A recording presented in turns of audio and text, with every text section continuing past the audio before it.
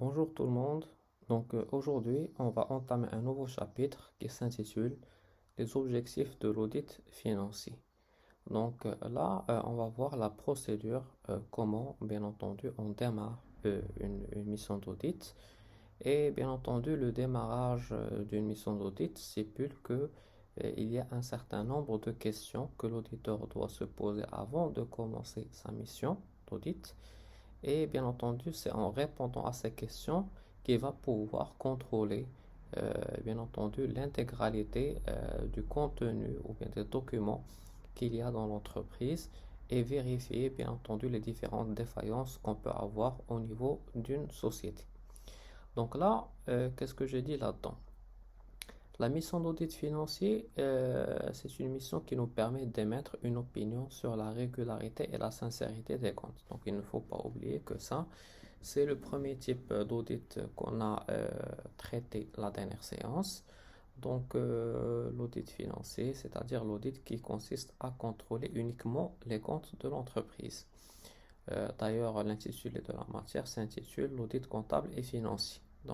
Pour vous dire qu'on va s'attarder surtout sur le contrôle des comptes. Sans doute, cette définition permet de comprendre le sens de l'action qui est à mener, mais cette définition reste malgré tout insuffisante pour déterminer le contenu d'une mission d'audit. Donc là, on comprend, on sait ce qu'on a à faire, mais bien entendu, comment on va faire pour mener cette mission d'audit. Donc ça, c'est une autre question qui se pose. Il est donc nécessaire d'apporter quelques précisions en énumérant les questions essentielles auxquelles l'auditeur doit répondre avant de se prononcer. Donc, je dirais que l'auditeur doit se poser un certain nombre de questions auxquelles il va essayer de répondre et là, lorsqu'il répondra à l'ensemble des questions qui se posent, bien entendu, dans ce cas, tout simplement, il aura mené sa mission d'audit bien comme il faut. Je dirais que on peut dire que le nombre de questions que l'auditeur doit se poser concernant les comptes de l'entreprise est un nombre de 7. C'est ce qu'on va voir tout de suite. Qu'est-ce qui se passe? C'est que, comme j'ai dit, il y a 7 questions que l'auditeur doit se poser pour, bien entendu, s'exprimer sur la situation financière de l'entreprise. C'est ce que j'ai dit ici. Cette question qui exprime les préoccupations de l'auditeur. Qu'est-ce que l'auditeur doit chercher dans, je dirais, les documents comptables pour que, bien entendu, la situation soit présentable, que la situation soit correcte. La première question qui va se poser ou bien à laquelle il va essayer de répondre, c'est est-ce que toutes les opérations de l'entreprise devant être comptabilisées ont-elles fait l'objet d'un enregistrement dans les comptes? Donc là, on peut dire que ce qui est demandé, donc on vous demande qu'il n'y ait pas une omission d'une opération comptable. Donc l'auditeur vérifie est-ce que, bien entendu, au niveau de la comptabilité, on n'a pas oublié de comptabiliser une, deux, trois ou 10 opérations. D'accord? On doit vérifier est-ce que toutes les opérations devant être comptabilisées ont bien été comptabilisées ou pas. D'accord? Première chose, il va vérifier est-ce qu'il y a une non-omission d'une telle ou telle opération. Donc ça, c'est la première vérification qu'il va effectuer. Ensuite, deuxième question, tous les enregistrements portés sur les comptes sont-ils la traduction d'une opération réelle? Lorsqu'on dit une opération réelle, donc est-ce que l'opération existe ou pas? D'accord, parce que, comme vous savez, parfois, il y a des sociétés, bon, ça se faisait surtout avant, maintenant c'est plus ou moins compliqué, mais ça se fait toujours. Il y a je dirais des entreprises qui fabriquent des factures, d'accord, et qui revendent des factures fabriquées, d'accord, que d'autres entreprises achètent pour gonfler, bien entendu, leur bilan, leur charge pour payer le moins d'impôts possible.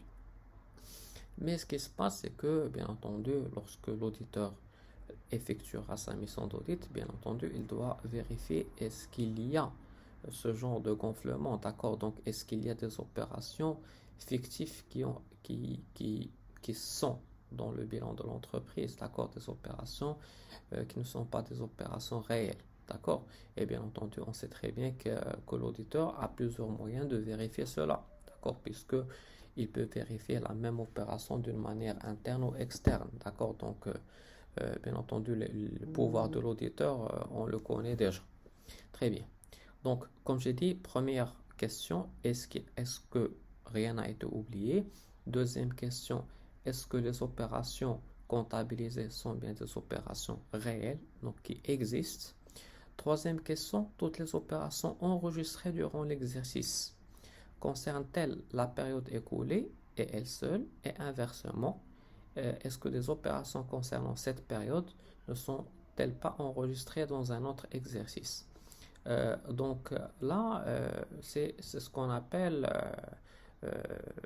c'est l'un des principes fondamentaux de la comptabilité générale, d'accord? Donc, on sait que l'un des 7 principes fondamentaux de la comptabilité générale, c'est le principe de spécialisation des exercices, c'est-à-dire que chaque exercice doit supporter les charges et les produits qui les concernent et celui-ci seulement.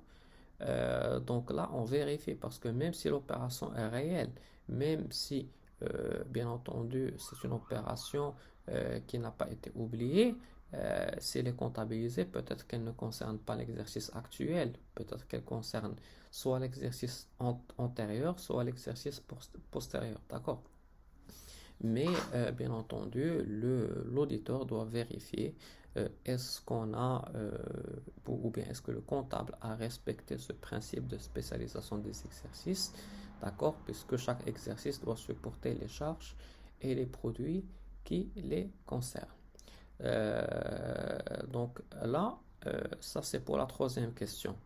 Quatrième question, tous les soldes apparaissant au bilan représentent-ils des éléments de l'actif et de passif existant réellement?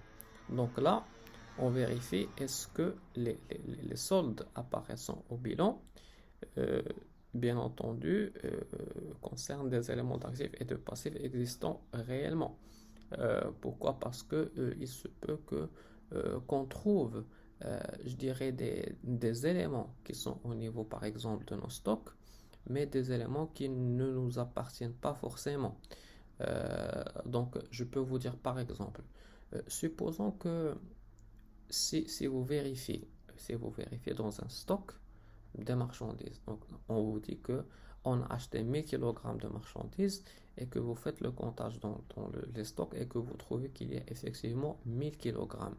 Donc normalement, en temps normal, vous allez vous dire que voilà, j'ai 1000 kg dans les factures, 1000 dans les stocks, donc c'est bon, ça correspond. Or, ça peut ne pas être forcément quelque chose de vrai. Pourquoi? Parce que il se peut que l'entreprise, bien entendu, loue une partie de son hangar de stockage à une autre société qui entrepose ses marchandises là-dedans. Donc, l'autre société, par exemple, on peut dire que 600 kg de ces marchandises appartiennent à une autre entreprise, alors que uniquement 400 kg appartiennent à mon entreprise. Donc là, en fin de compte, le solde, il est faux, puisque toute la marchandise ne m'appartient pas forcément. Donc là, c'est ce qu'on entend par le quatrième point. Bon, je dirais que les 3 premières questions qu'on s'est posées, c'est par rapport aux opérations, d'accord, aux opérations calculées. Alors que là, lorsque j'ai atteint le quatrième point, là, on est en train de parler des soldes, d'accord, donc des soldes du bilan. Donc, qu'est-ce qui se passe au niveau des soldes? Cinquième question que l'auditeur se pose, est-ce que les éléments d'actifs et de passifs sont évalués à leur juste valeur? Donc là, on peut parler de ce qu'on appelle le fair value ou le market value, c'est-à-dire la valeur du marché. Donc, est-ce que les marchandises comptabilisées sont-ils évaluées avec leur valeur réelle, ou bien est-ce que ces valeurs sont gonflées? Parce que vous savez très bien que il y a pas mal d'entreprises qui font ça, donc ils gonflent leurs factures par exemple, ils achètent par exemple un produit à 100 dirhams l'unité et ils facturent ça à 130 ou 140 dirhams l'unité, d'accord, histoire de gonfler leurs charges et donc automatiquement minimiser leur impôt, d'accord, au maximum. Donc, bien entendu, ça ne doit pas se faire. Donc, bien entendu, l'auditeur doit vérifier est-ce que les éléments apparaissant au niveau des bilans sont correctement évalués. D'accord? Donc, c'est ce qu'on entend par le market value, d'accord? La valeur du marché. D'accord? Est-ce qu'ils sont évalués avec la valeur du marché? Ensuite, sixième question, les documents financiers sont-ils correctement présentés? Donc là, maintenant, on va parler des documents comptables. Qu'est-ce qui se passe au niveau des documents, au niveau de la présentation des documents comptables? Donc là, tout simplement, on doit vérifier est-ce que les documents comptables respectent les normes comptables en vigueur. D'accord? Donc, il y a un certain nombre qu'on doit respecter au niveau de la présentation, au niveau des calculs, au niveau des détails qu'on peut avoir. D'accord? Tous les détails nécessaires doivent figurer, bien entendu, au niveau des documents comptables. D'accord? Et bien entendu, on n'a pas le droit de compenser, on n'a pas le droit de barrer, donc il y a un certain nombre de choses qu'on ne peut pas faire, d'accord? Donc laisser une marge, etc. Et il y a des normes qu'il faut respecter, et ça c'est par rapport à la présentation des documents comptables et par rapport, bien entendu, à l'interprétation des documents comptables, parce que lorsqu'on dit présenter c'est au lecteur, et le lecteur, si vous lui présenter un document qui ne respecte pas les normes en vigueur, bien entendu, il risque de mal comprendre une information ou bien il n'aura pas tout simplement une information qui est peut-être importante pour lui. Très bien. Donc là, on parle je dirais des normes applicables par rapport aux documents comptables. D'accord. Donc on est passé à un autre aspect.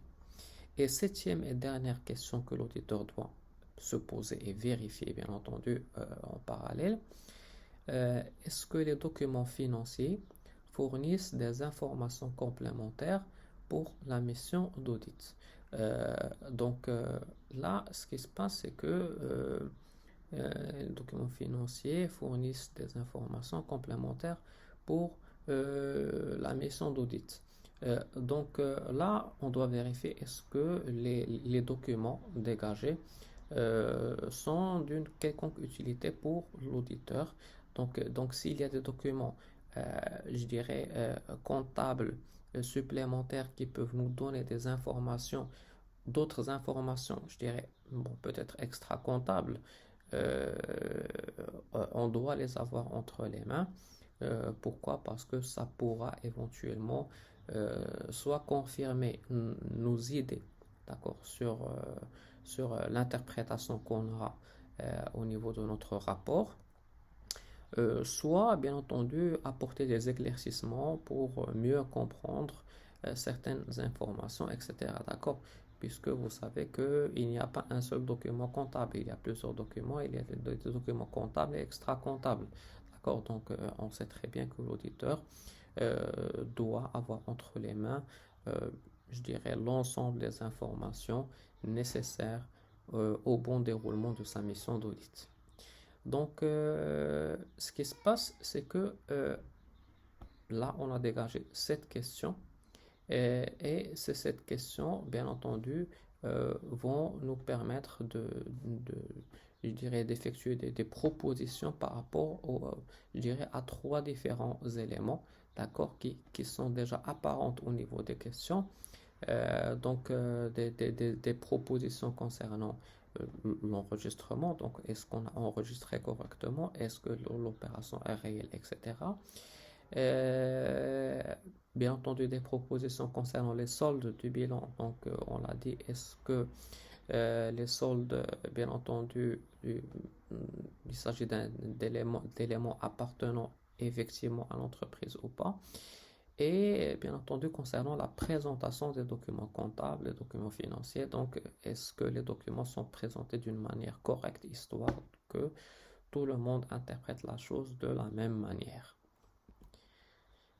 Donc, c'est ce que j'ai dit. Donc, à ces 7 questions correspondent 7 propositions qui, lorsqu'elles sont vérifiées, permettent de penser que les comptes sont sincères et réguliers. Donc, lorsqu'on contrôle toutes, tous ces points, d'accord, ces 7 points que j'ai énumérés, lorsque je réponds à ces questions, bien entendu, dans ce cas, on peut se dire que si tout est bon, si on a vérifié tous ces éléments, dans ce cas, forcément, les comptes seront des comptes sincères et réguliers.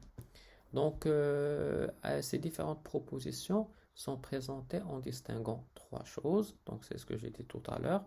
Celles relatives aux enregistrements, donc les propositions relatives aux enregistrements, les 3 premières questions. Celles relatives au solde du bilan, donc la 4e et la 5e question, et celles relatives aux documents financiers qui sont les 2 dernières questions. Très bien. Donc là, on va détailler chaque, je dirais, proposition et voir, bien entendu, qu'est-ce qu'on doit vérifier là-dedans. Donc pour la première proposition, la proposition relative aux enregistrements comptables. Donc la première chose, donc, comme on a dit tout à l'heure, on doit vérifier est-ce que rien n'a été oublié, on n'a rien omis. Il n'y a pas d'omission de telle ou telle opération. Donc là, on parle de ce qu'on appelle la proposition d'exhaustivité des enregistrements. Donc là, est-ce que vous avez été exhaustif au niveau des enregistrements de vos comptes? Donc ça, c'est la première chose qu'on va vérifier. C'est, comme j'ai dit, la proposition d'exhaustivité.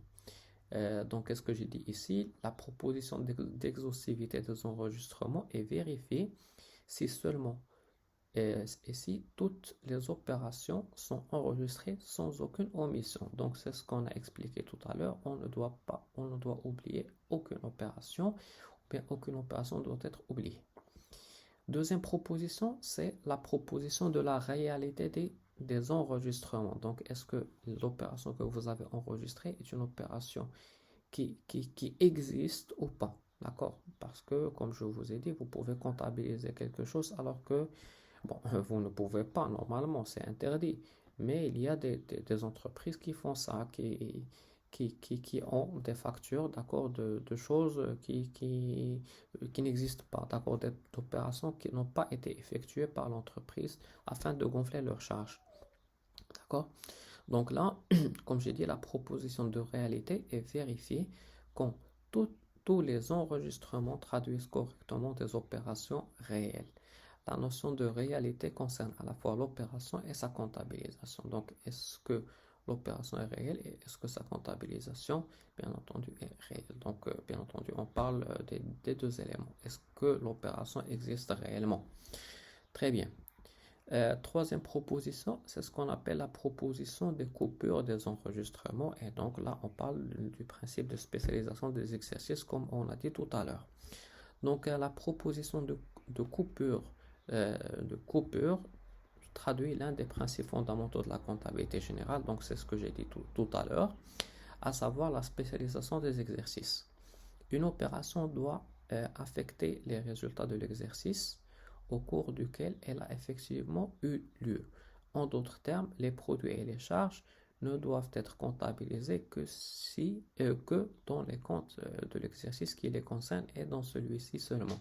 Donc, bien entendu, chaque exercice doit supporter ses propres charges et ses propres produits pour avoir, je dirais, des résultats qui sont corrects, des résultats présentables, des résultats qui vont nous donner une situation réelle de l'entreprise. D'accord?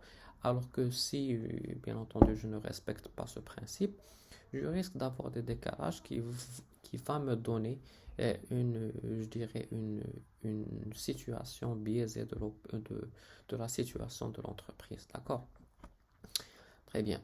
Alors maintenant, une fois qu'on a vu les propositions relatives aux enregistrements, maintenant on va voir les propositions relatives au solde du bilan. Donc voilà, c'est ce que j'ai dit. Donc le deuxième point, c'est les propositions relatives au solde du bilan. Et donc, comme j'ai dit tout à l'heure, ici, on aura 2 propositions relatives, comme j'ai dit, à la 4e et 5e question qu'on a énumérées tout à l'heure. Donc, la première proposition, c'est la proposition d'existence des soldes. D'accord? Donc, existence des soldes. Donc, qu'est-ce que j'ai dit là-dedans? Cette proposition est vérifiée lorsque à chacun des éléments qui constituent ce solde correspond effectivement l'élément d'actif ou du passif qu'il est censé recouvrir. Par exemple, un stock final existe s'il peut être justifié par un ensemble de valeurs d'exploitation qui existent physiquement et qui sont bien la propriété de l'entreprise à la clôture de l'exercice. Donc, comme j'ai dit, il ne suffit pas de vérifier est-ce que la chose existe. C'est vrai, ça peut exister, mais est-ce que c'est bien la propriété de l'entreprise? Parce que, comme je vous ai dit, il y a pas mal d'entreprises qui disposent, par exemple, de grands hangars d'entreposage, mais dont juste une partie est exploitée par l'entreprise. Donc pour optimiser ces ressources, elle peut se permettre de louer, par exemple, une partie du hangar, donc une partie qu'elle n'utilise pas. D'accord? Afin, je dirais, d'améliorer sa situation financière, afin d'augmenter ses produits. D'accord? Mais lorsqu'elle loue une autre entreprise, lorsqu'elle va entreposer ces marchandises là-dedans, donc on ne doit pas s'amuser à créer de fausses factures d'achat, etc., concernant ces éléments qui ne nous appartiennent pas, en disant comme quoi non, non, ça nous appartient, etc., alors que c'est faux. D'accord? Donc ça, c'est la première proposition relative au solde du bilan. Et la deuxième proposition, c'est ce qu'on appelle la proposition d'évaluation des soldes. Donc là, on parle de la valeur du bien, d'accord? Le fair value, le market value, c'est ce que j'ai dit tout à l'heure. La proposition d'évaluation des soldes est vérifiée à partir du moment où les éléments d'actifs ou de passifs qui les constituent sont correctement évalués. Donc lorsque je dis correctement évalués, ça veut dire que les valeurs ne sont pas gonflées. D'accord? Ce sont des valeurs réelles. Ce sont les valeurs du marché. D'accord? Donc, on doit aussi vérifier ça parce que sinon, comme j'ai dit, si vous avez des factures qui sont gonflées, alors là, bien entendu, tout simplement, les résultats obtenus seront faux. Très bien. Maintenant, on va passer à la troisième proposition qui est la proposition relative aux documents financiers. Donc, pour la troisième proposition qui est la proposition relative aux documents financiers, là, normalement, on a deux questions, d'accord? Donc, qu'est-ce que j'ai dit là-dedans? Même si les propositions relatives aux soldes et aux enregistrements sont vérifiées, les états financiers peuvent donner une image biaisée de la réalité. Cela sera le cas si les comptes sont mal présentés. Donc, si on a une mauvaise présentation des comptes, il se peut que, bien entendu, l'interprétation soit, je dirais, fausse ou incorrecte. Ou bien, si les documents financiers ne sont pas accompagnés des informations complémentaires qui sont éventuellement nécessaires. Parce que il se peut que certaines opérations, on aura du mal à les comprendre. Et si on n'a pas des documents annexes, d'accord, des informations complémentaires, des informations peut-être extra-comptables qui vont nous permettre de comprendre telle ou telle chose, d'accord, puisque le nombre d'informations qu'on peut avoir au niveau des documents comptables, c'est limité, d'accord, on ne peut pas faire ce qu'on veut. Et il y a certaines choses qu'on peut, je dirais, poser ou bien mettre dans les documents comptables et d'autres éléments qu'on ne peut pas mettre. D'accord? Donc, comme par exemple, je dirais le calcul du détail, d'accord, ou bien un tableau d'amortissement. On ne peut pas le mettre dans un document comptable, d'accord? Donc ça va être dans des documents annexes. Très bien. Donc là, tout cela sera vérifié si on respecte ou bien si on vérifie les deux dernières questions, d'accord, la sixième et la septième question qu'on a vues tout à l'heure. Donc, à la sixième et la septième question correspondent deux propositions, d'accord? Donc, la première proposition, c'est ce qu'on appelle la proposition de présentation des documents financiers. Donc, là, qu'est-ce qu'on doit vérifier dans cette proposition? J'ai dit ici que les atteintes les plus fréquentes à cette proposition résulte d'une mauvaise classification des comptes. Donc, c'est-à-dire que vous n'allez pas respecter je dirais, cette proposition si vous ne comptabilisez pas un compte dans la bonne rubrique, d'accord? Donc, dans le bon compte, d'accord? Donc, si les comptes sont faux, automatiquement, il y a pas mal de choses qui seront touchées en parallèle, d'accord? Donc, par exemple, je sais pas moi, quelque chose qui appartient au bilan que vous avez mis, bon, peut-être une immobilisation que vous avez mis au niveau du CPC, au niveau de la classe 6. Donc, automatiquement, tous les résultats seront chamboulés, d'accord? Donc, pourquoi? Parce que vous avez mal classifié tel ou tel compte, d'accord? Donc, c'est ce que j'ai dit ici, mauvaise classification de compte qui peut apporter une atteinte à la sincérité des documents financiers ou bien d'un regroupement abusif de plusieurs comptes. Lorsque je dis un regroupement abusif, ça c'est aussi une atteinte qui est fréquemment faite au niveau des entreprises, c'est-à-dire qu'on se permet de regrouper plusieurs éléments d'un même compte dans le même compte. D'accord? C'est-à-dire que par exemple, si je dis matériel de transport, si je mets tous les matériaux de transport dans le compte matériel de transport, par exemple le 2340, si j'ai une erreur ou bien si je veux vérifier telle ou telle chose, ça va être très compliqué, spécialement si j'ai énormément de matériel de transport. Supposons que si j'ai 100 véhicules, voire plus, ça va être compliqué de savoir s'il y a eu une erreur quelque part, où se trouve l'erreur. D'accord?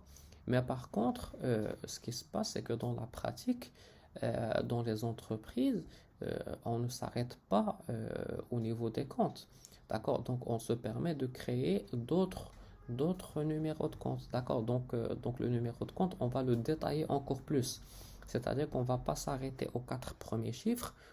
Il y a certaines entreprises qui peuvent arriver même à 14 chiffres au niveau du numéro de compte, d'accord, d'un élément. Donc, par exemple, j'ai dit matériel de transport, c'est le 2340. 2340, ça désigne les véhicules. Mais ce qui se passe, c'est que dans les entreprises, on peut se permettre de créer d'autres détails. C'est-à-dire, je vais ajouter par exemple le 1 en cinquième position. Le 1 en cinquième position, c'est pour par exemple les véhicules utilitaires lourds. Le 2 en cinquième position, c'est pour les véhicules utilitaires légers. Le 3 en cinquième position, c'est pour les voitures économiques. Et le 4 en cinquième position, c'est pour les voitures de tourisme. D'accord? Donc, supposons que ça, c'est le premier détail. On va ajouter un autre détail. Par exemple, le sixième chiffre. Qu'est-ce qu'on va mettre au niveau du sixième chiffre? Par exemple, la ville où se trouvent ces véhicules. D'accord? Supposons qu'on a notre entreprise, c'est une entreprise qui est un peu partout au Maroc. Donc, on a des succursales à Rabat, à Casablanca, à Fès, Tanger, Agadir, etc. Donc, par exemple, on va mettre le 1 en sixième position pour les véhicules se trouvant dans la ville de Rabat. 2 pour Casa. 3 Marrakech. 4 Agadir, etc. D'accord? Donc, chaque ville, on va lui attribuer un numéro. D'accord? Donc, on peut aller au-delà encore. D'accord? Donc, on peut ajouter même un septième chiffre, par exemple, pour déterminer la marque. D'accord? Donc, par exemple, 1 pour Mercedes, 2 pour Volvo, 3 pour Renault, etc. D'accord? Donc, par exemple, lorsque je vais lire, par exemple, le 2340, je dirais 1, d'accord? Je vais dire qu'il s'agit d'un véhicule utilitaire lourd, d'accord, le cinquième chiffre, qui se trouve dans notre entreprise à Rabat, d'accord, donc le sixième chiffre c'est 1, de marque, par exemple Mercedes, d'accord, le 1, en septième position, d'accord, et on peut ajouter autant de détails que nécessaire, d'accord? Donc pourquoi? Pour éviter le regroupement abusif des comptes. C'est-à-dire que pour chaque élément, je vais avoir plusieurs numéros de compte. Donc lorsque je vais lire le numéro de compte, je saurai exactement de quel type de véhicule il s'agit, d'accord? Donc tout ça pour vous dire que on doit éviter ce regroupement abusif des comptes et histoire d'avoir des documents comptables, je dirais, beaucoup plus clairs, beaucoup plus efficients. D'accord? Donc beaucoup plus transparent. C'est surtout le terme que je cherchais. Donc il doit être transparent, histoire de ne pas cacher, de ne pas voilà, cacher des coûts ici et ailleurs. Donc on aura assez de détails pour pouvoir, je dirais, comparer et vérifier euh, l'accord d'une manière correcte. Très bien. Donc, qu'est-ce que j'ai dit là-dedans concernant ce regroupement abusif des comptes? Le contrôle de la présentation consiste donc essentiellement à vérifier que les comptes sont correctement classés et qu'ils représentent un degré de détail suffisant. Donc, c'est ce que j'ai dit maintenant, c'est ce que j'ai expliqué, c'est que vous devez avoir, par exemple, au niveau des numéros de compte, assez de détails pour pouvoir retracer une opération. D'accord? Mais par exemple, si vous avez tous les véhicules qui sont regroupés dans le 2340 et que vous avez énormément de véhicules, ça va être très compliqué de trouver euh, ou bien de retracer la valeur que vous avez dans ce compte. D'accord? Puisqu'il y a énormément de véhicules, certains sont amortis avec le système linéaire, d'autres avec le système dégressif. Chacun a une valeur, par exemple, au niveau des amortissements. Donc, ça va être très, très, très, très, très compliqué à vérifier. Très bien. Donc là, ça c'est pour la première proposition relative à la présentation des documents financiers. Et la deuxième proposition, c'est ce qu'on appelle la proposition d'informations complémentaires aux documents financiers, c'est-à-dire que, bien entendu, vous devez avoir des informations complémentaires, des informations qui vous permettent de mieux comprendre les documents comptables que vous avez entre les mains. Alors, qu'est-ce que j'ai dit ici? Les documents comptables et financiers doivent être accompagnés d'informations complémentaires pour donner toutes les explications nécessaires sur les conditions d'établissement des comptes. Au Maroc, le Code général de normalisation comptable prévoit parmi les états de synthèse de chaque année dégagé par les entreprises un état d'information complémentaire, l'éthique. Cet état peut donner par exemple des informations sur la méthode d'évaluation des stocks utilisés par l'entreprise, les changements de méthode de comptabilisation, etc. D'accord? Donc, je dirais qu'il y a un certain nombre de détails qu'on peut obtenir au niveau des documents annexes qui n'existent pas dans les documents comptables officiels. D'accord? Donc, tout ça pour vous dire que l'auditeur, afin de mener correctement sa mission d'audit, il doit disposer de toutes les informations nécessaires. Comme ça, je dirais que la situation qu'il va dégager va être une situation correcte, d'accord? Et représentant la situation réelle de l'entreprise. Alors, maintenant, on va entamer un nouveau chapitre, d'accord? Le troisième chapitre qui s'intitule les risques liés à la mission d'audit financier. Alors là, on va voir quels sont les risques auxquels sont assujettis les auditeurs. Parce que c'est vrai, on dit que l'auditeur, euh, euh, c'est un expert comptable et c'est une personne qui sera forcément bien payée, d'accord, pour la mission qu'il va effectuer. Mais bien entendu, si vous vous rappelez, lorsqu'on a dit, ou bien lorsqu'on a vu ensemble la définition de l'audit, on avait dit qu'en quoi son opinion, c'est une opinion qui est motivée, responsable et indépendante. Donc lorsque je dis responsable, ça veut dire qu'il y a une certaine responsabilité derrière, d'accord? Et donc ça veut dire que son métier, c'est un métier qui est risqué, d'accord? Donc il y a une double responsabilité, une responsabilité civile et une responsabilité pénale. Très bien. Donc, on va voir quels sont les différents risques qui existent. Et bien entendu, lorsqu'on va énumérer ces risques, on va voir quelles sont les méthodes dont dispose l'auditeur ou bien dont disposera l'auditeur pour limiter au maximum ces risques lorsque ces risques seront bien entendu déterminés. Parce qu'une fois qu'on saura quel est le risque qu'on peut avoir, on saura comment on va essayer ou bien comment on pourra l'éviter. Donc, chapitre 3, les risques liés à la mission d'audit financier. L'ensemble des travaux effectués par l'auditeur a pour objectif premier de limiter les risques d'émettre une opinion erronée sur les comptes soumis à la certification.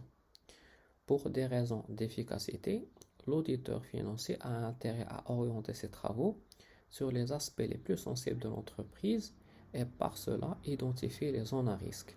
Donc ce qui se passe, c'est que lorsque l'auditeur va vouloir effectuer sa mission d'audit, la première chose qu'il va essayer de faire, c'est, je dirais, d'orienter sa mission d'audit.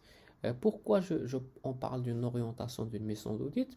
C'est pour une raison très simple, c'est que puisque la mission d'audit, c'est une mission qui est limitée dans le temps, d'accord? Donc, il ne peut pas rester dans l'entreprise des années et des années. Donc, il est là pour effectuer sa mission pour une période de 1 ou 2 mois, d'accord, par exemple. Donc, il est impossible pour l'auditeur de retracer l'intégralité des comptes, je dirais, de l'entreprise. Mais par contre, qu'est-ce qu'il va essayer de faire? Il va essayer d'orienter sa mission, c'est-à-dire de vérifier surtout les aspects les plus sensibles de l'entreprise, voire les valeurs les plus importantes dans l'entreprise, d'accord?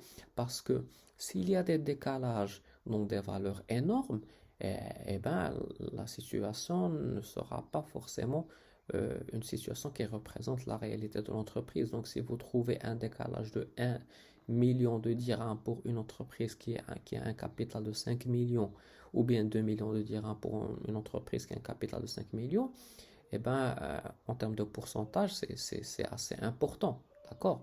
Donc, un décalage là-dedans, ce n'est pas rien.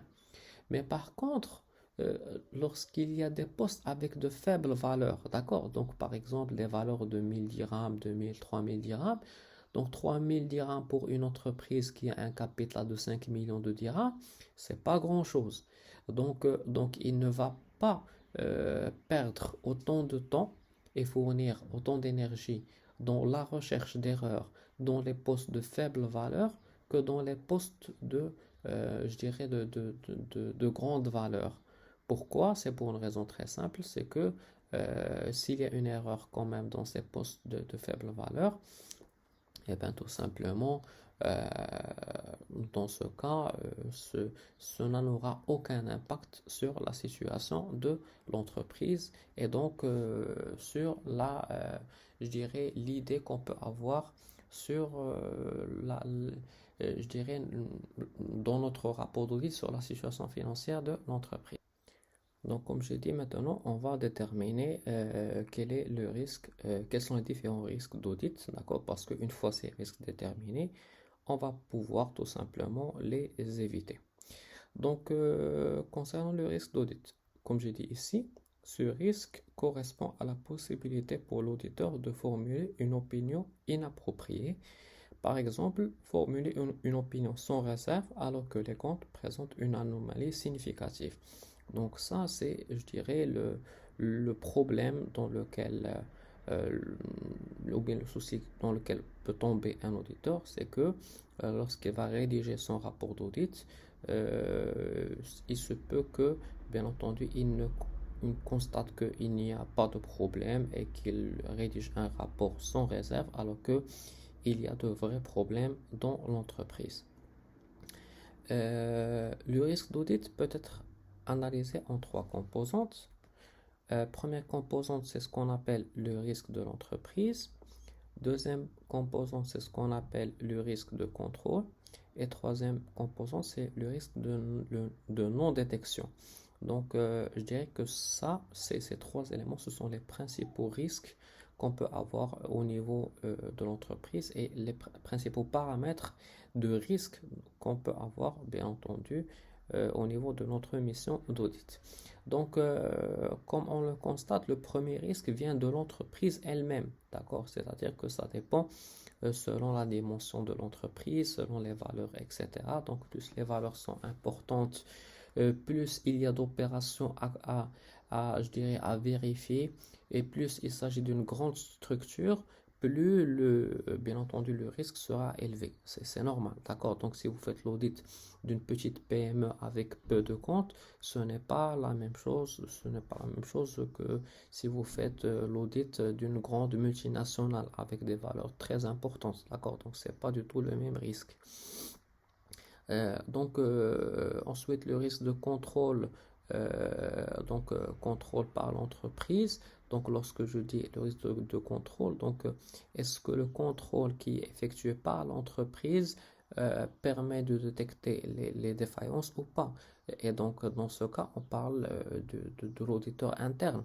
Donc, est-ce que l'auditeur interne euh, nous a dégagé des résultats qui sont corrects ou pas, d'accord? Parce qu'il se peut qu'on se base sur des rapports déjà qui sont déjà dégagés par l'auditeur interne, mais que, bien entendu, cet auditeur interne lui aussi a commis des erreurs, d'accord? Donc, si je me base sur je dirais, des rapports qui sont faux, automatiquement, même mes recommandations ne seront pas correctes.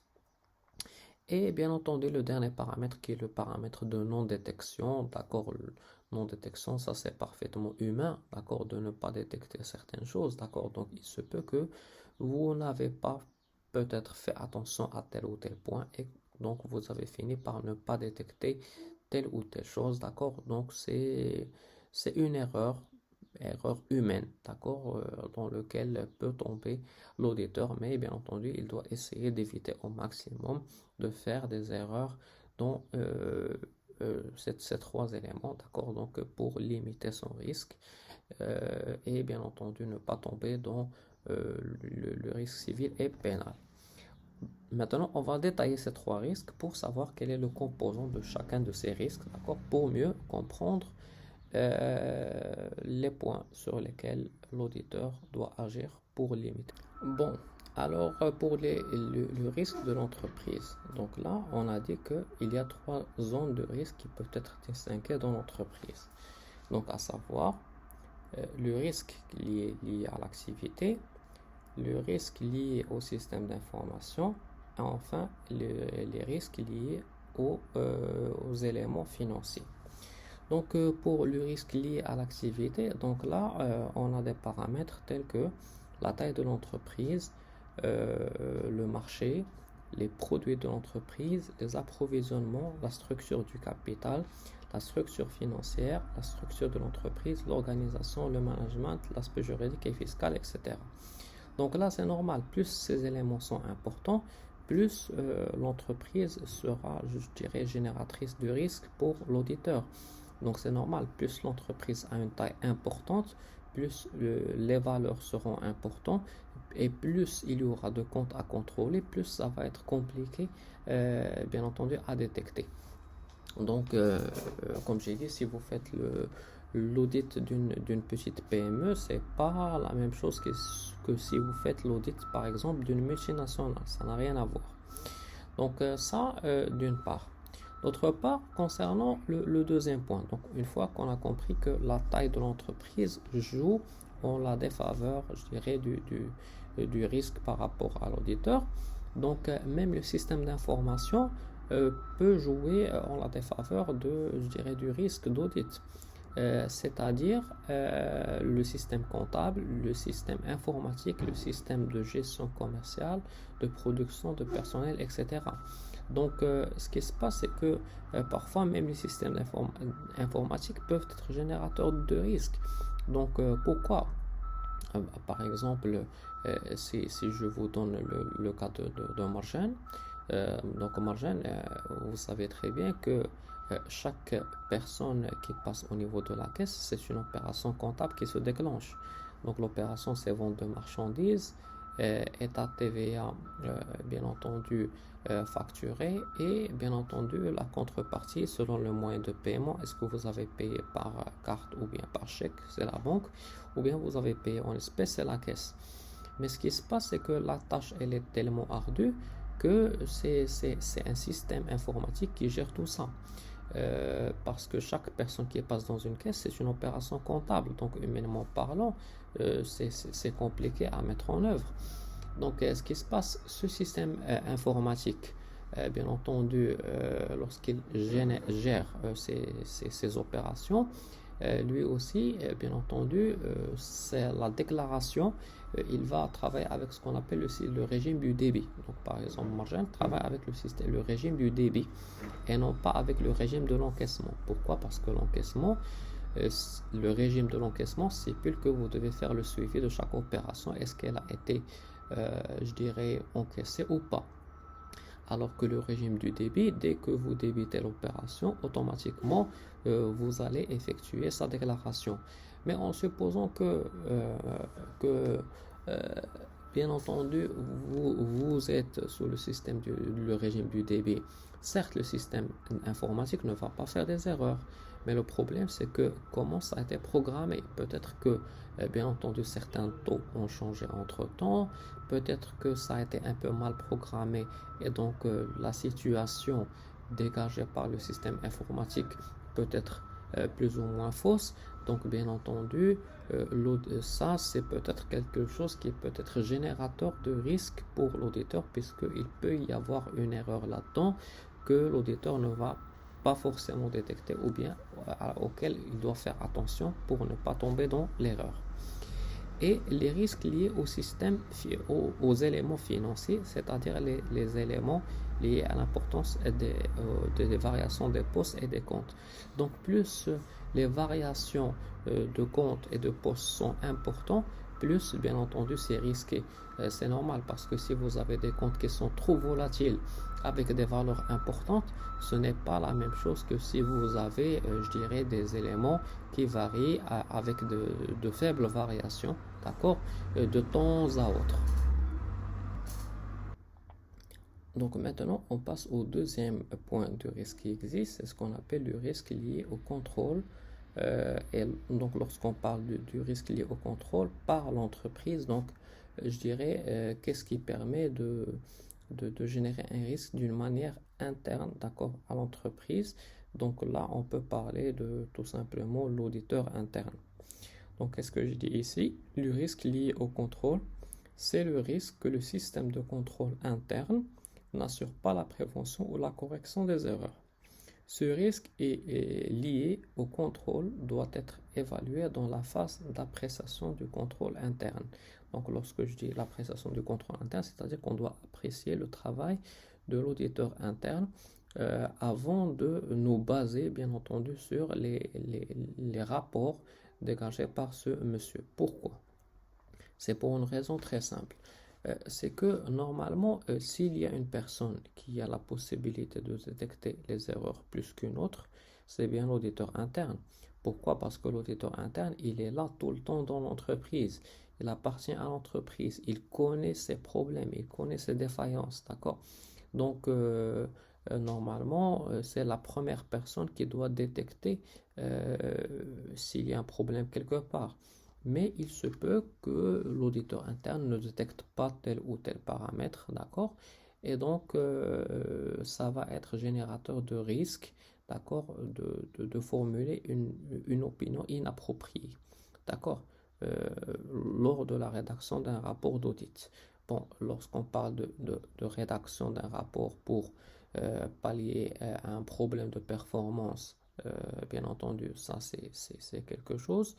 Mais bien entendu, lorsqu'on parle ici en l'occurrence le cas de l'audit financier, ça va être surtout de savoir quels sont les points faibles de l'entreprise, d'accord? Et donc pouvoir les vérifier en profondeur pour voir est-ce qu'ils comportent toujours des problèmes ou pas. Une bonne connaissance du contrôle interne de l'entreprise permet à l'auditeur d'identifier d'abord les types d'erreurs possibles par les lacunes du système, donc c'est ce que j'ai dit, et de mesurer le risque de survenance des erreurs, donc ça nous permet de savoir s'il y a un risque que survienne telle ou telle erreur, donc est-ce que le risque existe ou pas, d'accord, le risque de survenance des erreurs. Très bien. Donc ça, c'est par rapport aux risques liés au contrôle. Et pour le troisième risque qui existe, c'est ce qu'on appelle le risque lié à la non-détection, d'accord, le risque de non-détection par l'auditeur. Donc, qu'est-ce que je dis là-dedans? Le risque de non-détection peut être défini comme le risque que les procédures mises en œuvre par l'auditeur ne lui permettent pas de détecter des erreurs significatives. Donc là, tout simplement, c'est parfaitement humain. Il se peut qu'un auditeur ne détecte pas, d'accord, un problème parce qu'il n'a pas fait attention, d'accord, c'est humain.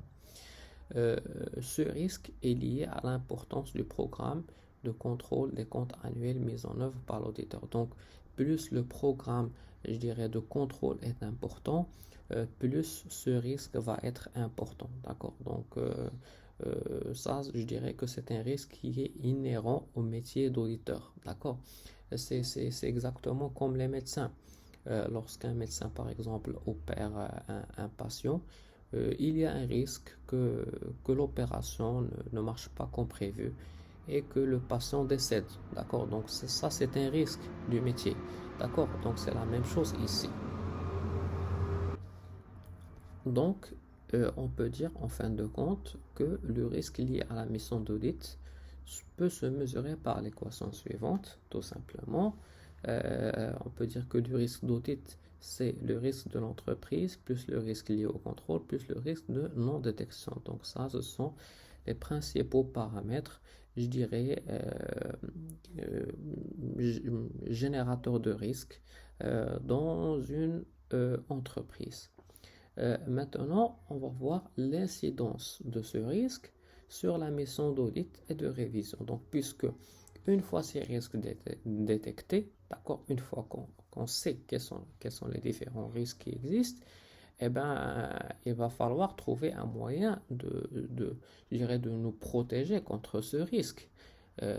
Puisque, bien entendu, on a une double responsabilité civile et pénale.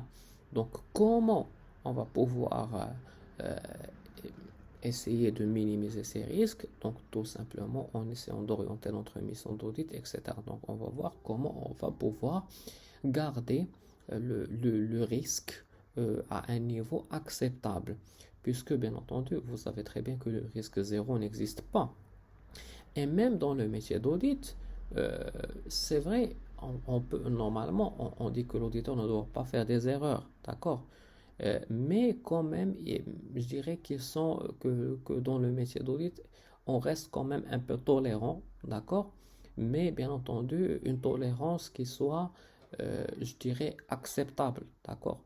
Pas une tolérance de mauvaise foi, d'accord? C'est-à-dire qu'on peut tolérer un petit écart, mais que l'écart ne doit pas être énorme, ça ne doit pas être quelque chose de flagrant. Très bien.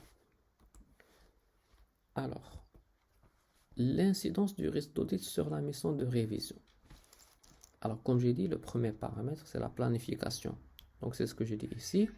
La planification de la mission doit permettre de maintenir le risque d'audit à un niveau acceptable. Donc, c'est ce qui est recherché.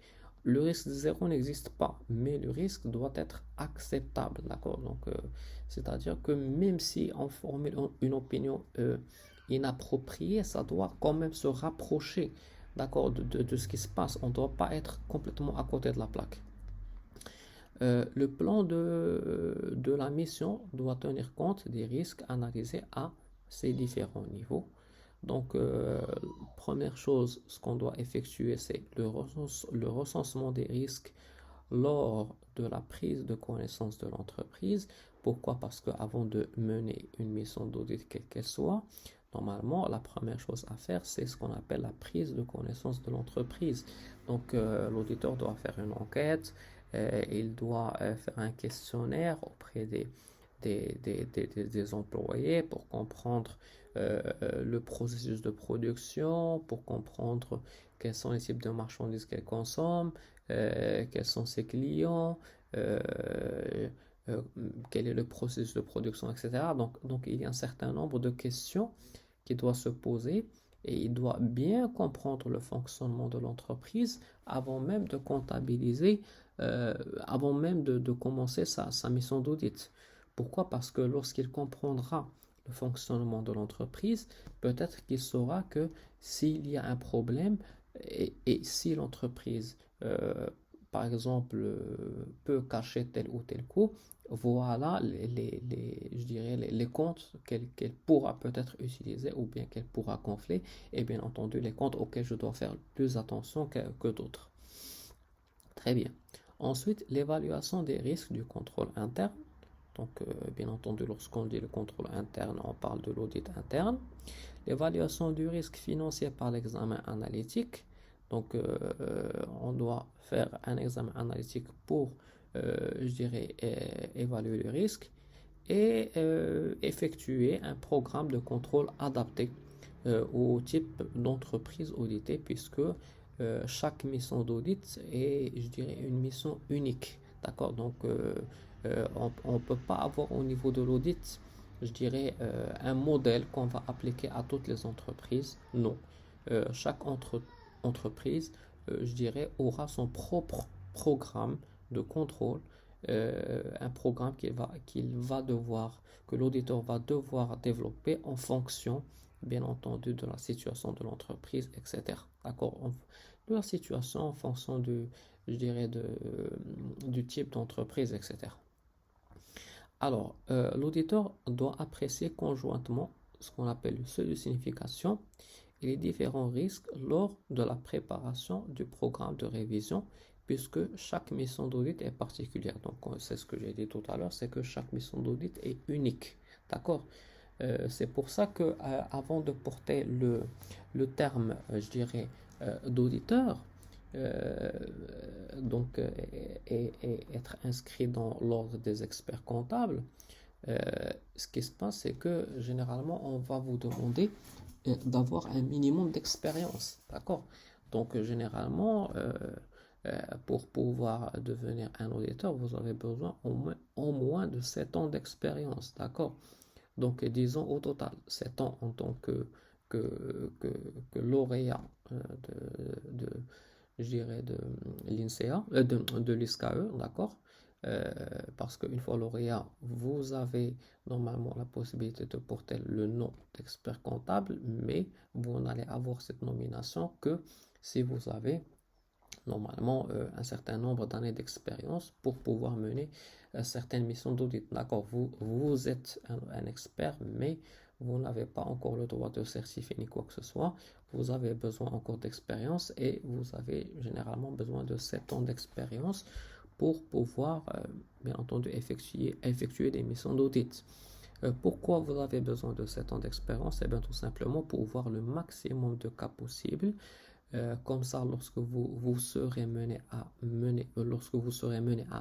effectuer votre propre mission d'audit, vous allez vous dire que ça, c'est approximativement et logiquement comme ce type d'entreprise. Et donc, voilà le programme que je dois effectuer, mais quand même, je dois faire attention à ces différentes spécificités. D'accord? Donc, le programme va être plus adapté pour le cas que j'ai devant moi.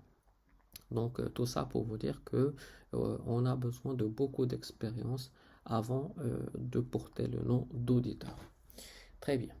Donc là, comme j'ai dit, on a besoin d'apprécier le seuil de signification. Donc le seuil de signification, c'est quoi? C'est le point à partir duquel on va dire que une erreur est significative, c'est-à-dire cette erreur, c'est une erreur qui aura un impact sur, je dirais, la performance de l'entreprise que je suis en train d'auditer.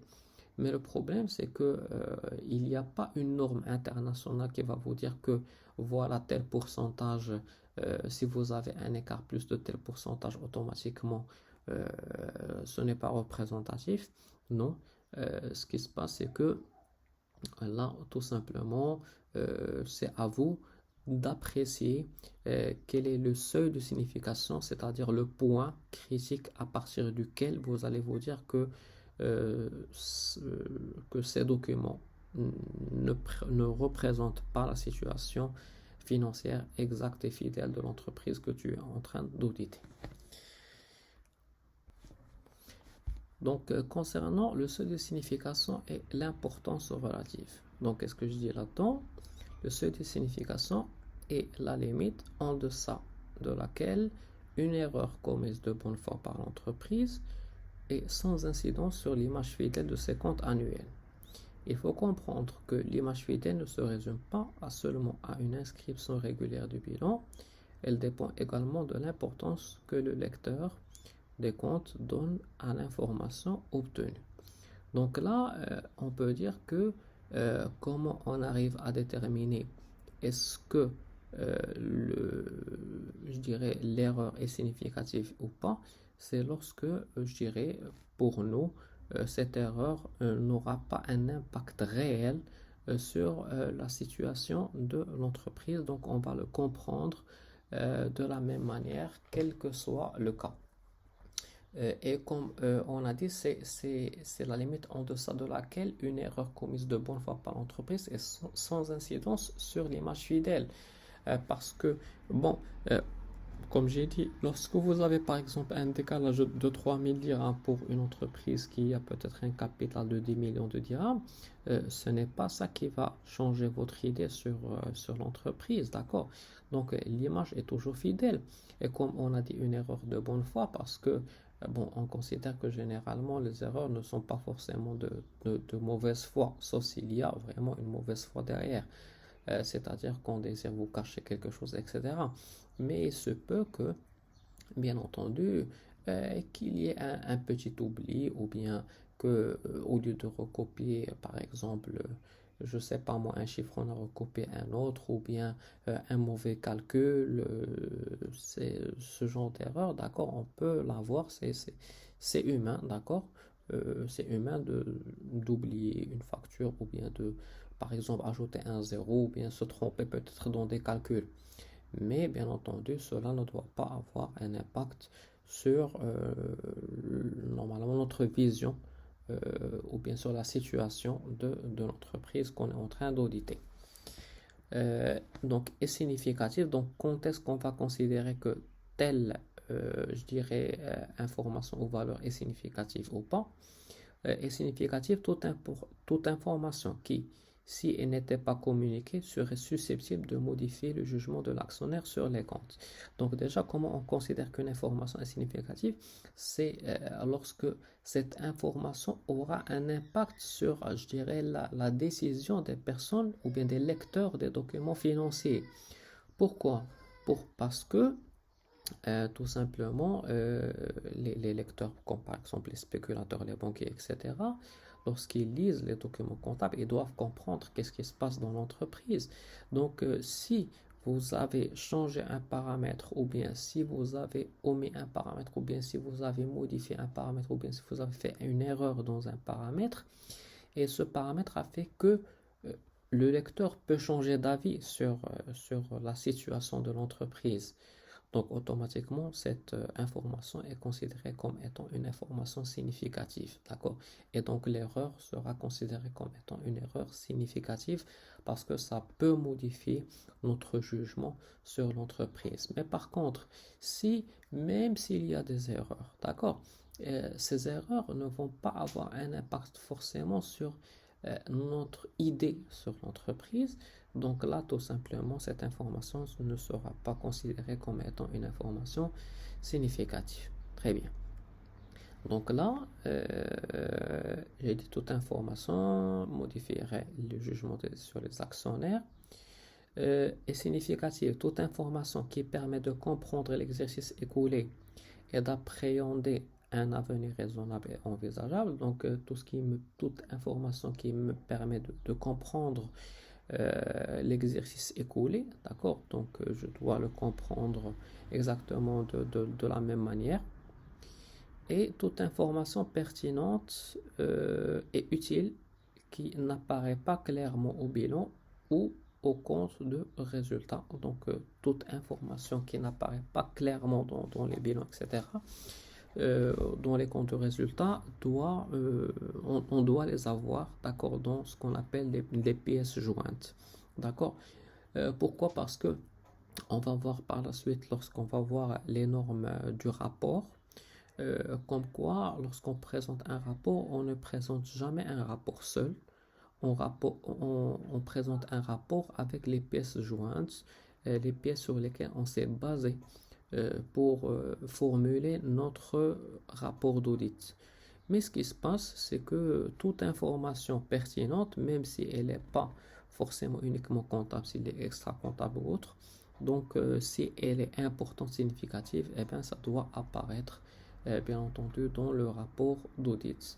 Et donc, bien entendu, apparaître sous forme de pièces jointes, d'accord, pour mieux comprendre comment on a obtenu les valeurs qu'on a devant nous.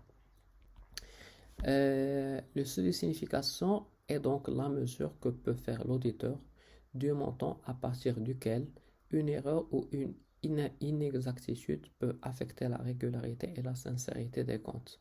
Donc là, on peut dire que le seuil de signification, c'est je dirais, le point critique à partir duquel, lorsqu'on va effectuer, je dirais, des erreurs de calcul, ça va avoir un impact sur notre interprétation de la situation de l'entreprise. D'accord? Donc, si elle est bonne ou mauvaise, s'il y a un problème réel ou pas.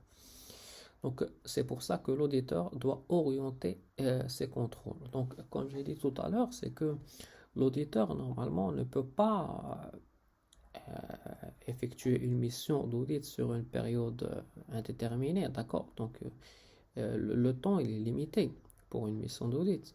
Donc, généralement, ça prend, je dirais, par exemple, dans les 2 mois. Et dans les 2 mois, on ne peut pas contrôler l'intégralité des comptes de l'entreprise.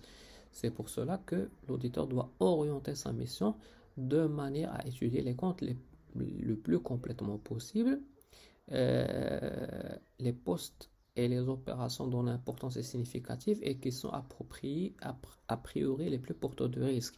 Donc il doit surtout se focaliser sur les comptes les plus porteurs de risque, les comptes dont les valeurs les plus importantes, parce que si vous trouvez par exemple un décalage dans un compte qui représente 20%, je dirais, du capital de l'entreprise, ça c'est important. Mais si vous trouvez des décalages dans un compte qui représente peut-être même pas, je dirais 0,5% du capital de l'entreprise, donc même s'il y a des erreurs là-dedans, ce n'est pas ça qui va causer la perte de l'entreprise. Donc il ne va pas fournir autant d'énergie dans les petits comptes que dans les comptes les plus porteurs de risque. D'accord? Donc lorsque j'ai dit pas autant d'efforts, pourquoi? Parce que vous allez voir par la suite que je vais dire comme quoi on ne doit pas négliger les petits comptes quand même, d'accord? Donc il va falloir les contrôler, mais d'une manière sommaire, d'accord? Donc on ne va pas chercher par exemple la même information d'une manière interne et externe, d'accord? Via les relevés bancaires, etc., d'accord? Dans les documents comptables chez les fournisseurs, etc., d'accord? Non. Donc on va se limiter, je dirais, à un simple petit contrôle, puisque tout simplement, même s'il y a une erreur, ce n'est pas ça qui va changer notre idée sur la situation de l'entreprise. Donc c'est normalement ce que j'ai dit ici. Cette démarche basée sur l'importance relative des choses, donc l'orientation de la mission, ne doit pas conduire l'auditeur à ne faire aucune vérification des postes de faible valeur ou risque, mais plutôt qu'il doit concentrer ses vérifications ou bien ses efforts sur les éléments les mieux susceptibles de lui permettre de fonder une opinion, et ce afin de donner une image fidèle des comptes de l'entreprise. Donc notre objectif premier, c'est de trouver la situation correcte, la situation exacte de l'entreprise qu'on est en train d'auditer. D'accord? C'est le but recherché. Alors, il existe toujours un risque de non-détection. Donc ça, c'est comme je vous ai dit, c'est inhérent au métier d'audit. D'une erreur, parce qu'il est toujours possible que l'auditeur choisisse une procédure de contrôle inadaptée. Et il ne faut pas oublier que lorsqu'on effectue une mission d'audit, normalement, on doit faire notre propre programme de contrôle, d'accord? Puisqu'on a dit que les missions d'audit ne se ressemblent pas, d'accord? Donc chaque mission est particulière, chaque mission est spécifique. Mais puisqu'il n'y a pas une règle uniforme et que chaque mission est particulière, il se peut que le programme que l'auditeur a choisi ne soit pas forcément le plus adapté pour l'entreprise qu'il est en train d'auditer. D'accord? Donc l'existence des risques de non-détection d'une erreur est indissociable même de la nature du travail de l'auditeur lui-même. Donc là, ce qui se passe, c'est que lorsque vous dites auditeur, vous dites risque de non-détection, c'est lié, d'accord? C'est un risque qui est inhérent au métier d'auditeur, il est toujours soumis à ce risque, d'accord? Donc en résumé, la fixation du seuil de signification va nous permettre normalement d'une part de mieux orienter et de planifier la mission d'audit en concentrant je dirais nos efforts sur les travaux et les éléments significatifs et sur les chiffres qui dépassent le seuil de signification. D'accord? Puisqu'on va voir que normalement avant de contrôler quoi que ce soit, on doit reconnaître quels sont les comptes dont les valeurs sont les plus significatives ou pas. D'accord? Donc, parmi les comptes de l'entreprise, quels sont les comptes auxquels je dois faire le plus attention par rapport à d'autres? D'accord? Et par la suite, on va vérifier est-ce que l'erreur est significative. D'accord? Donc, l'erreur, c'est-à-dire est-ce que le décalage que vous avez trouvé, c'est un décalage qui est important ou bien c'est un décalage qui est minime. Donc, mieux orienter la mission, d'éviter les travaux inutiles lors de la recherche d'un élément probant. Par exemple, éviter de longues recherches sur un poste, j'ai oublié un poste qui peut receler des erreurs peu significatives. Donc là, ce qui se passe, si vous avez des postes qui peuvent receler des erreurs qui sont minimes, il ne faut pas perdre trop de temps là-dessus. Il faut surtout se concentrer sur les éléments les plus porteurs de risque. Et enfin, de justifier les décisions concernant l'opinion émise.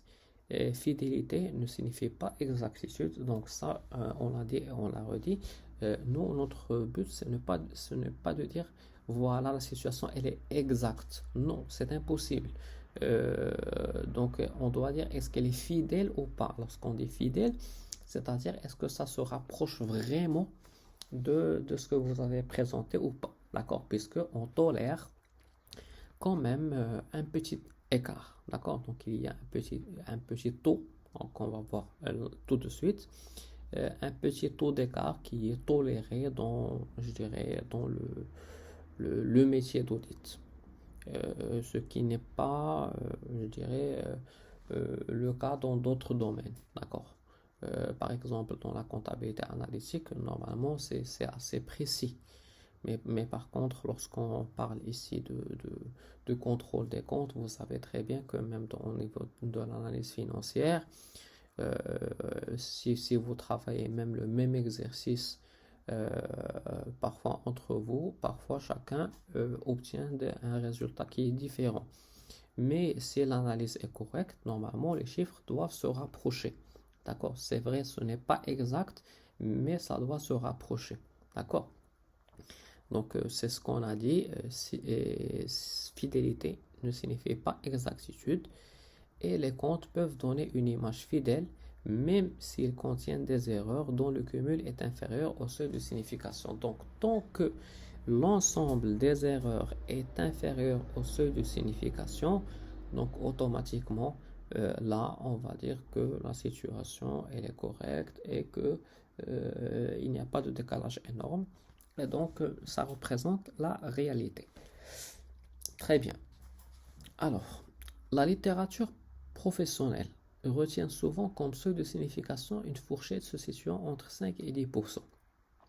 Donc, généralement, dans je dirais la littérature, on considère que les écarts tolérés dans l'audit est compris dans une fourchette entre 5 et 10%. C'est-à-dire que tant que l'écart est inclus entre 5 et 10%, automatiquement, qu'est-ce qui se passe dans ce cas?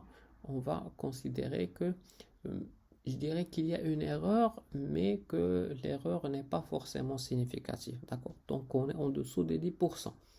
Je dirais que, écoutez bien, si l'erreur est en dessous de 5%, on peut certifier même sans réserve. D'accord? C'est-à-dire qu'on ne va même pas dire qu'on a trouvé des décalages. Pour nous, au-dessous de 5%, c'est parfaitement normal de trouver des décalages. D'accord? On ne peut pas tomber sur des chiffres exacts. Très bien.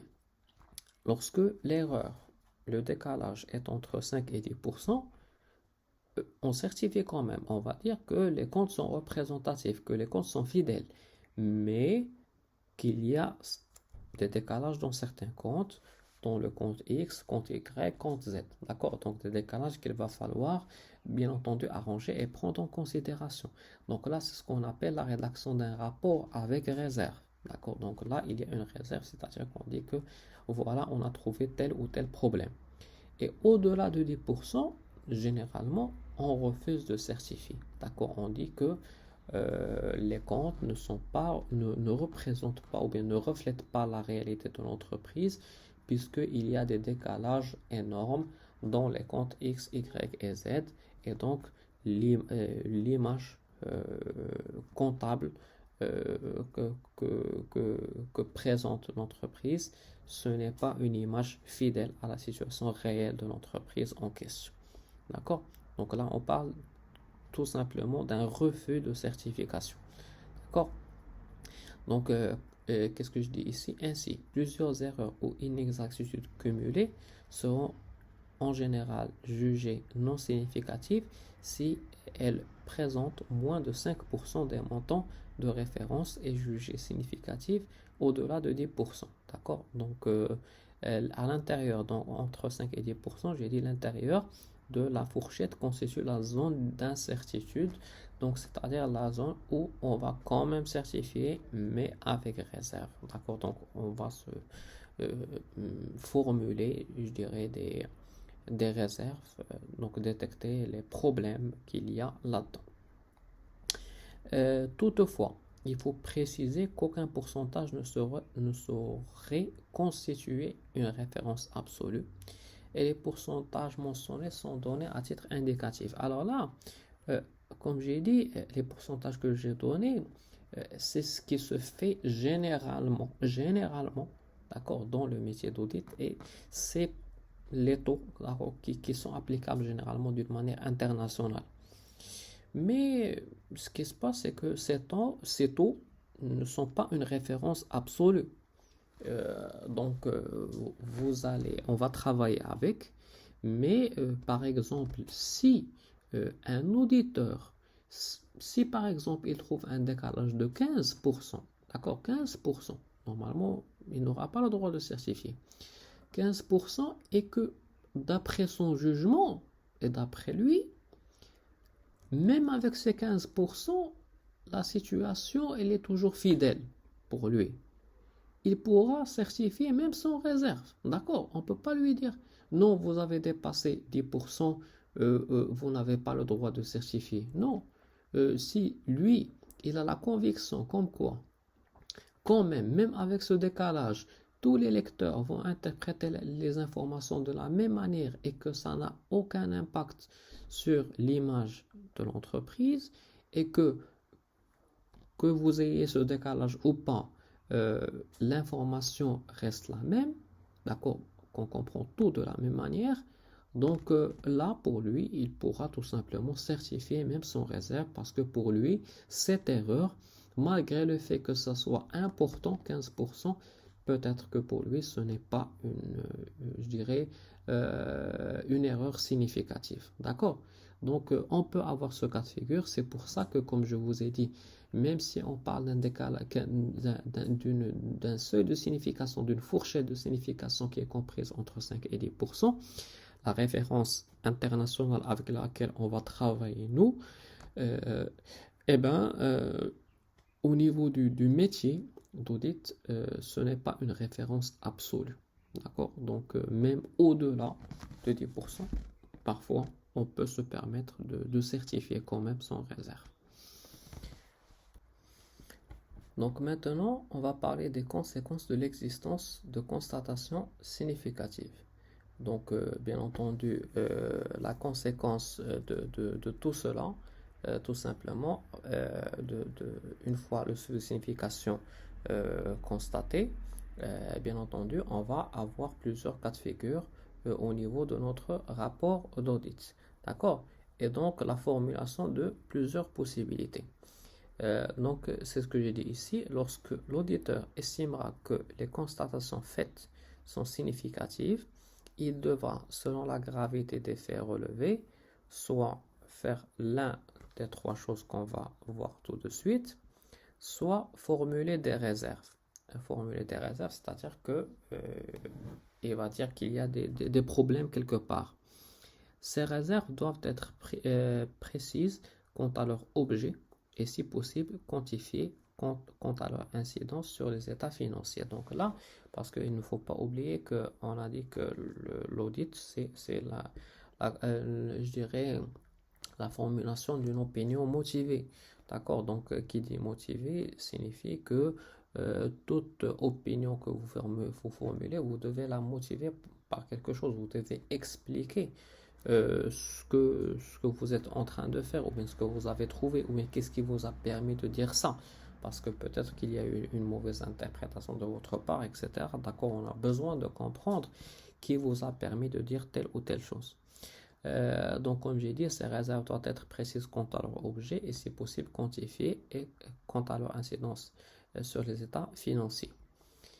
Soit, deuxième possibilité, refuser de certifier. Donc, soit certifier avec réserve, soit refuser de certifier. Donc, certifier avec réserve lorsque vous trouvez un écart qui est entre 5 et 10%, un écart global, d'accord? Donc, l'ensemble des écarts que vous trouvez, c'est entre 5 et 10%, d'accord? 5 et 10% bien entendu, du capital de l'entreprise. On va voir ça par la suite. Soit refuser de certifier, donc refuser tout simplement lorsque l'écart est trop important, lorsque l'ensemble des écarts dépasse 10%, soit constater qu'il lui est impossible de formuler un avis, c'est-à-dire s'il juge que l'entreprise ne lui a pas fourni tout ou une partie des états financiers soumis à son contrôle, des éléments financiers, à son contrôle des éléments suffisants. Bon, je vais relire la phrase.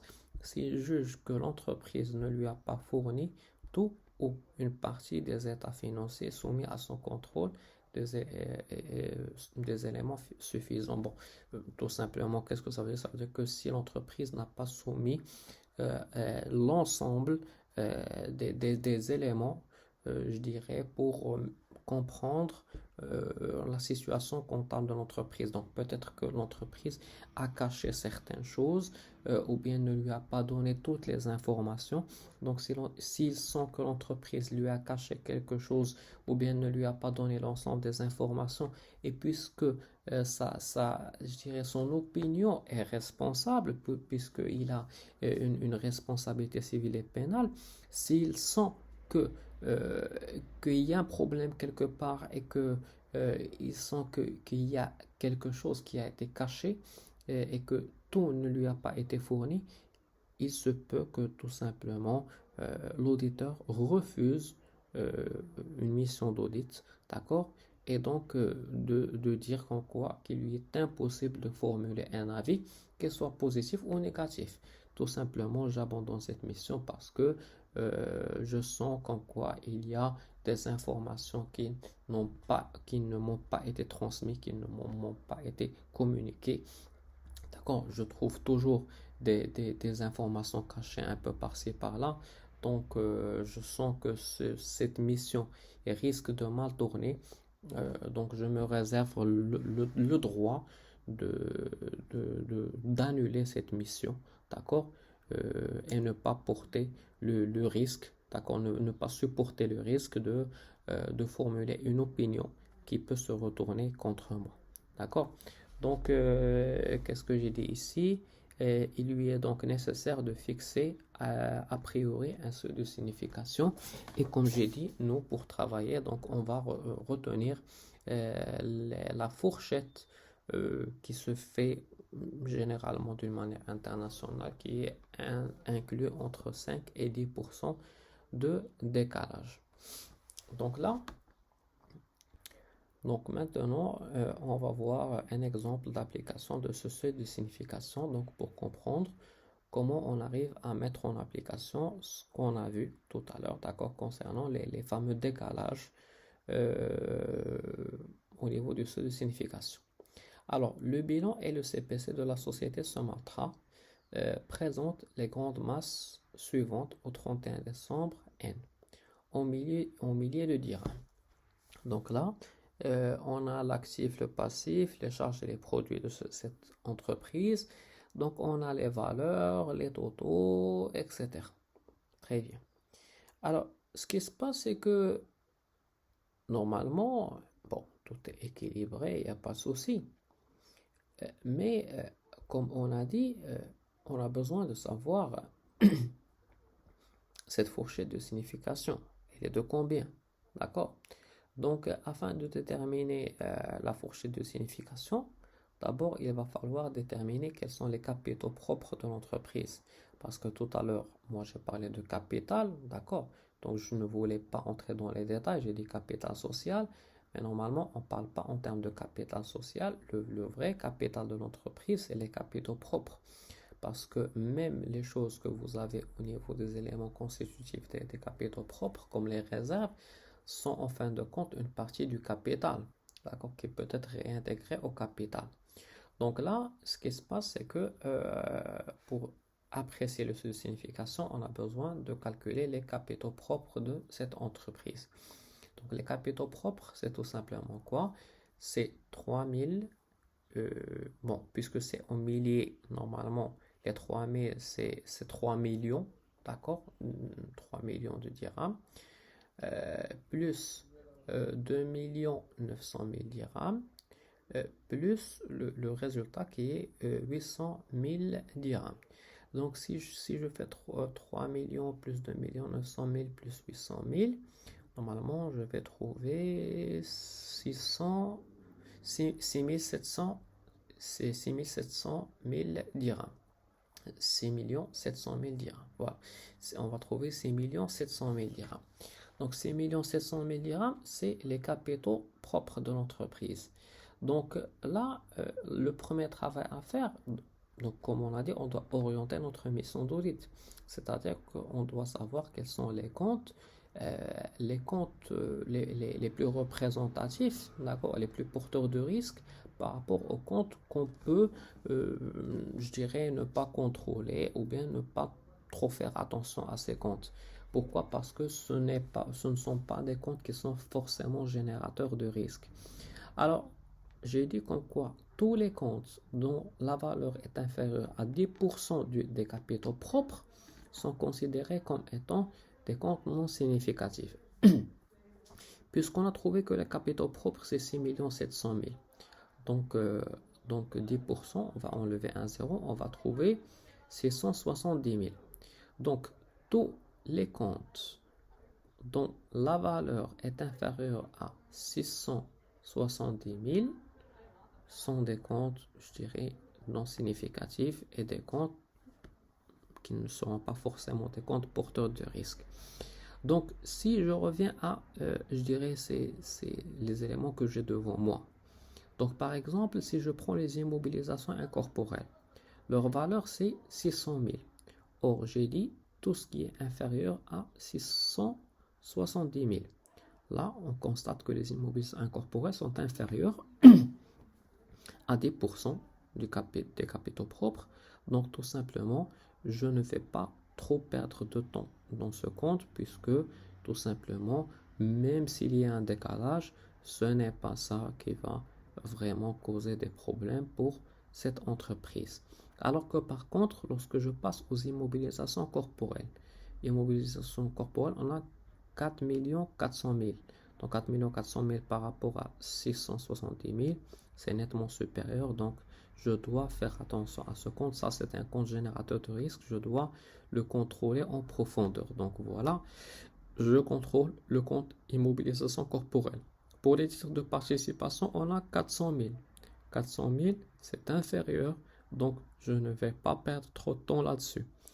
Autre immobilisation financière, 800 000. C'est supérieur. Je dois le contrôler. Les stocks en cours, je dois les contrôler. Les créances, je dois les contrôler. Les disponibilités, 400 000, c'est pas la peine de perdre le temps là-dessus. Donc, comme par exemple, encore pour les provisions de 100, c'est pas la peine de trop perdre du temps là-dessus. Les emprunts financiers, 2 millions, oui, il faut les contrôler.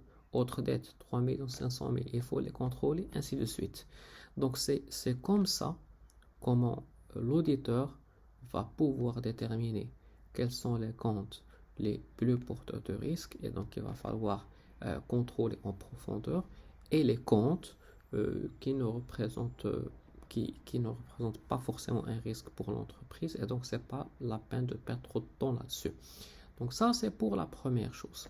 Très bien. Mais une fois cela déterminé, une fois qu'on a déterminé quels sont les comptes, je dirais, significatifs, maintenant il va falloir passer à l'erreur. D'accord? L'erreur, est-ce que l'erreur est significative ou pas? Donc, comment on saura est-ce que l'erreur est significative? Normalement, dans les comptes, normalement, lorsque vous allez rechercher les valeurs réelles, vous allez trouver d'autres valeurs, des valeurs peut-être différentes à ceux que vous avez devant vous dans ce bilan. Et vous devez calculer les décalages. D'accord? Si vous trouvez que le décalage total entre tous les comptes est inférieur à 5%, vous allez tout simplement certifier sans réserve. Si vous trouvez que le décalage est compris entre 5 et 10%, vous allez certifier, mais vous allez dire comme quoi on a trouvé tel montant, par exemple, dans le capital, dans, par exemple, les emprunts financiers, alors qu'ils devront être tel montant. On a trouvé tel montant au niveau des immobilisations corporelles, alors qu'ils auraient dû être tel montant, etc. Donc là, je suis en train de vous donner, de quantifier quels sont les décalages que j'ai trouvés au niveau des différents comptes. Et bien entendu, si je trouve que les décalages, l'ensemble des décalages est supérieur à 10% de la situation réelle de l'entreprise, donc là, tout simplement, on va refuser de certifier, tout simplement. Donc, on va voir ce que j'ai dit là-dedans. Donc là, quand vous constatez, c'est que lorsque je veux apprécier le seuil de signification, la première chose, c'est de calculer je dirais les capitaux propres. Donc c'est ce que j'ai fait. Les capitaux propres, c'est le capital plus les réserves plus le résultat, rapport au point, etc. D'accord? Bon, les résultats, donc tout ce que vous avez normalement au niveau du 11, d'accord? Tous les comptes dont la valeur est inférieure à 10% des capitaux propres ne peuvent être considérés comme étant des comptes significatifs, tels que la provision au titre de participation. Donc c'est ce qu'on a dit, d'accord? C'est ce que j'ai expliqué. Et une fois les comptes significatifs recensés, une fois qu'on a su quels sont les comptes que je dois contrôler, quels sont les comptes que je dois mettre à l'écart, il faut mesurer l'écart, d'accord? Donc entre ce que vous avez trouvé et entre la situation que vous a donnée l'entreprise. Si l'ensemble des écarts est inférieur à 5%, certification sans réserve. Si l'ensemble est entre 5 et 10%, certification avec réserve. Si ça dépasse 10%, on refuse de certifier. Donc normalement, c'est ce que j'ai dit ici. Une fois les comptes significatifs recensés, il faut mesurer l'écart entre la valeur comptable et la valeur réelle. D'accord, comptable, c'est ce que vous a donné l'entreprise, et réel, c'est ce que vous avez trouvé vous. Si elle est inférieure à 5% ou supérieure à 10% ou entre les deux. Très bien. Donc, ce qui se passe, c'est que c'est tout ce qu'il y a au niveau de ce troisième chapitre. Et la prochaine fois, on va voir la démarche de l'auditeur financier. Donc, quelle est la démarche qu'il doit adopter pour, bien entendu, mener à bien sa mission. Donc, ceci dit, je vous remercie et à la prochaine séance.